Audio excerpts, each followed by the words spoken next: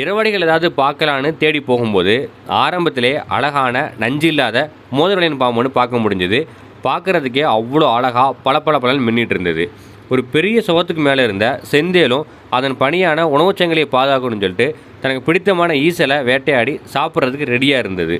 கும்முடு பூச்சி ஒன்று தனக்கு பிடித்த உணவான குச்சி பூச்சியை வேட்டையாடி தலைகளாக வச்சு மூன்லைட் டின்னருக்கு சாப்பிட்டுட்டு இருந்தது.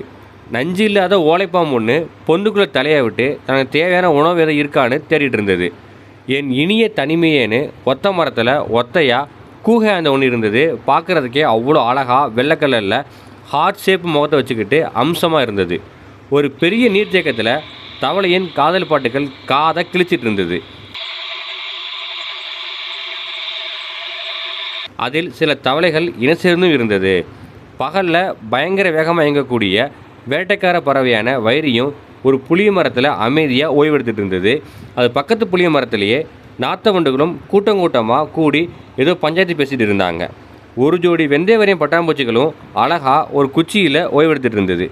ஆரஞ்சு கருப்புன்னு தோற்றம் கொண்ட ஒரு பெரிய சைஸ் சேடா ஒன்று சாலையில் வாகனத்தில் அடிபட்டு உயிருக்கு போராட்டி இருந்தது.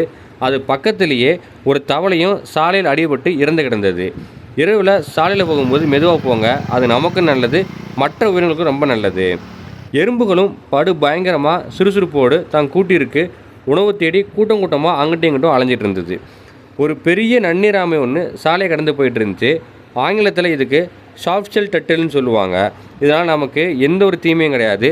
இப்போ மழைக்காலம் ஆரம்பித்தனால இந்த ஆமைகளை நம்ம அதிகமாக பார்க்க முடியும்.